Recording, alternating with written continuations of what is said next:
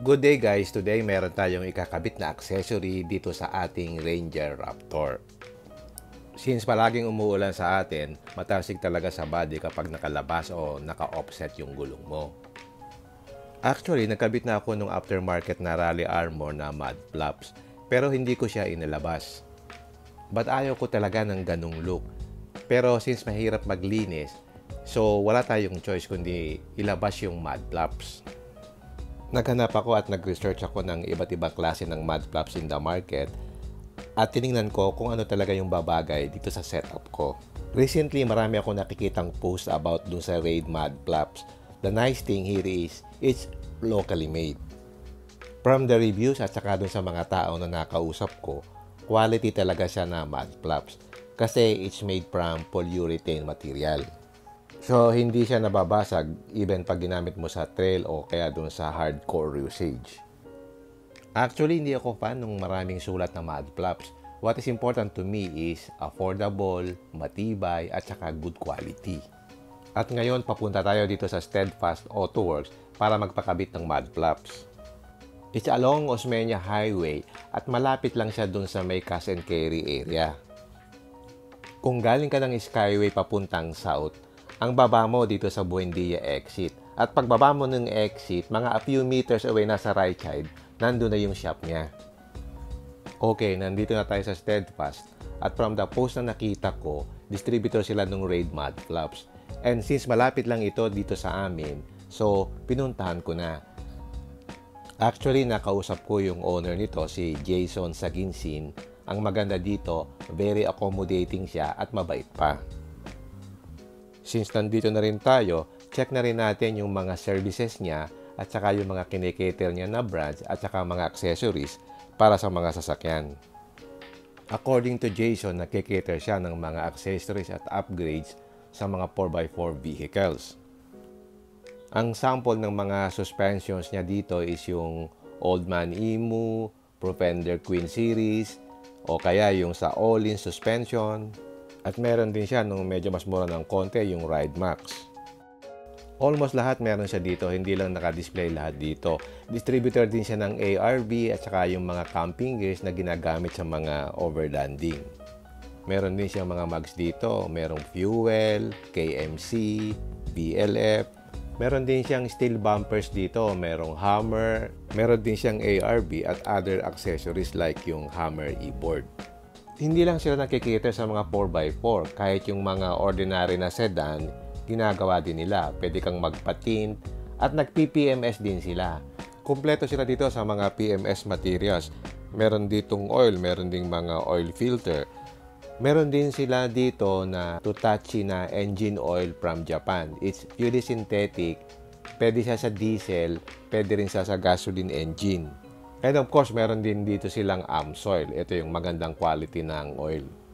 So kung kailangan nyo magpakabit ng accessories, magpagawa, magpa-PMS, punta kayo dito.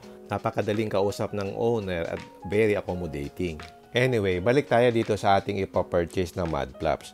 Si Raid may mga different colors. Available siya in black, may blue, may red, meron ding yellow.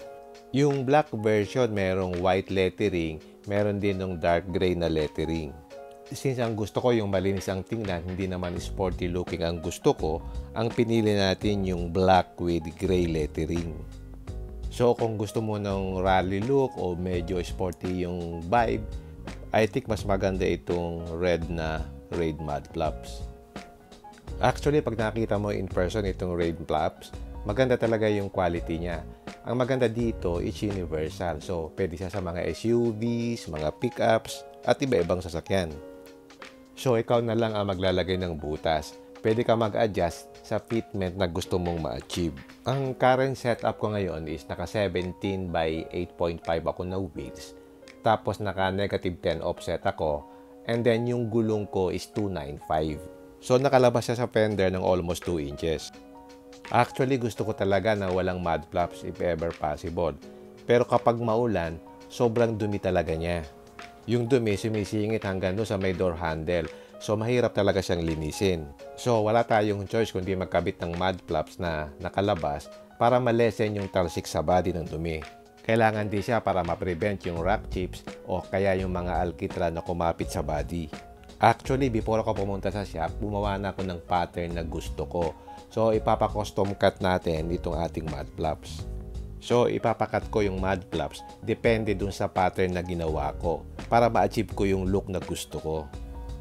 Ang ayaw kong mangyayari is nakalabas siya, tapos yung pinakatip ng mismong mud flap ay nakalabas dun sa fender, tapos kita mo yung horizontal part, which is hindi ko gusto.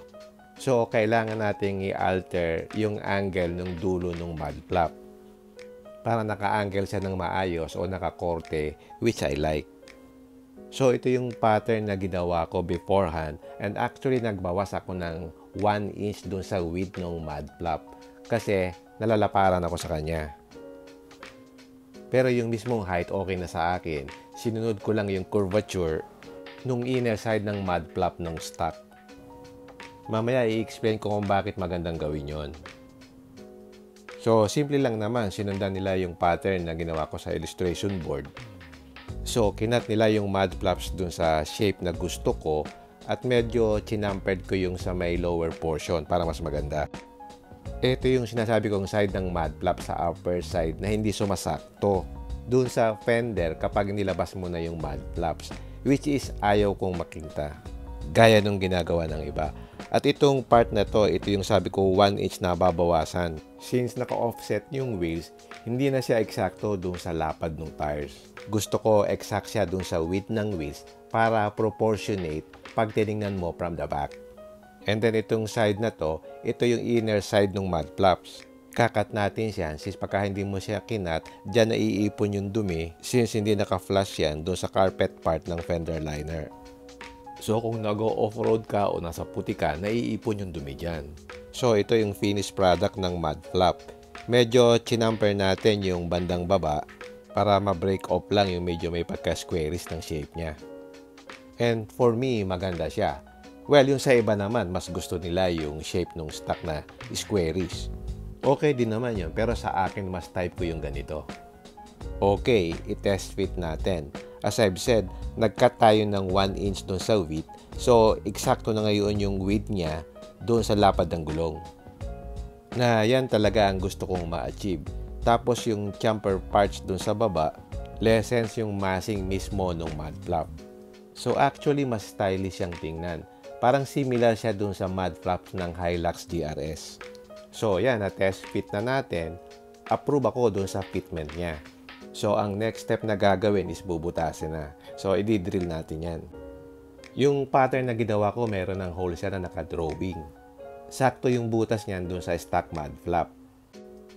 So, ipapatong mo yan dun sa mud flap, tapos lalagyan mo ng tape para hindi gumalaw kapag ka magdi-drill. Kaya natin tinape para hindi dumulas. Kasi pagka dumulas yan, mamimisalign yung butas. So, kapag na-misalign yan, hindi na siya magpapantay. So, kailangan talaga na sakto yung butas. So, yan. Simple lang pagka nabutasan na. Just to make sure, dinala ko rin yung original na mud flaps. Tapos, chinek ko kung tama talaga yung butas.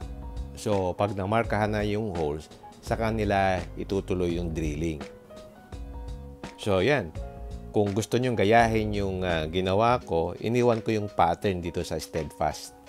So, yung pattern na to is applicable kung yung offset ng mags mo is -10. For the Raptor lang, kung naka-wild track ka or yung lower variants ng Ranger, hindi siya applicable since makaiba yung track fit. Saka may fender flares yung Ranger Raptor. So, madali lang siyang ikabit. Gagamitin mo din yung screw dun sa iyong stock na mud flap para ikabit mo siya.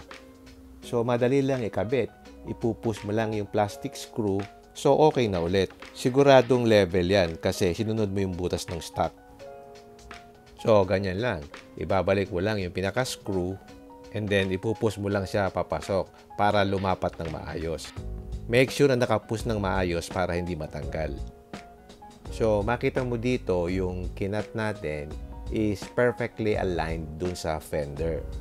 At sa inner part na yan, hindi na mag-accumulate yung dumi. So, yan. Tapos na. Simple lang. Yung installation, mabilis lang. Inabot lang siguro ng mga 1 hour. Medyo natagalan lang sa pag-cut. Ang price nga pala nila is 7,000 pesos. Tapos 600 yung labor. So overall, I'm happy with the result. Special thanks talaga kay Jason Saginsin ng Steadfast AutoWorks. Napaka-accommodating niya. So ang daling kausap. So if ever na kailangan nyo ng Raid mud flaps at saka ibang mga accessories, mga bumper, mga mugs, mag-message lang kayo doon sa Facebook page nila. Okay, uwi na tayo. Overall, satisfied ako sa result. I think nakuha naman yung itsura na ina-aspire natin. Sa ganitong angle, usually kasi kapag kaya nilabas yung mud flaps, awkward siyang tingnan for me. Since tinaper natin yung mga edges, mas naging proportionate siya at naging integrated dun sa shape ng body. Well, type ko din talaga na wala, but as functionality goes, malaki ang maitutulong ng mud flaps na ito to protect the body from rock chips, mga asphalts, and other road impurities. Ito yung side view niya at ito yung pinaka-favorite ko na angle. Especially yung mud flaps sa likod. Naka-curve siya properly dun sa fender, unlike dun sa others na medyo naka-fling. Dito at this angle, makikita mo mukha siyang OEM. And mas mahaba siya at well-proportioned dun sa body. Dito sa harap, nagustuhan ko din since maganda yung fitting niya. As you can see here, nagka tayo dito. Kapag hindi natin kinat yan, mag-accumulate ng dumi yan. Since hindi siya lapat dun sa may carpeted area ng fender liner. By doing this, napiprevent mo yung future problems kapag naipon na yung dumi. And also, since nagbawas tayo ng 1 inch dito sa width ng mud flaps, so you can see here na nakasakto siya dun sa lapad ng tires natin.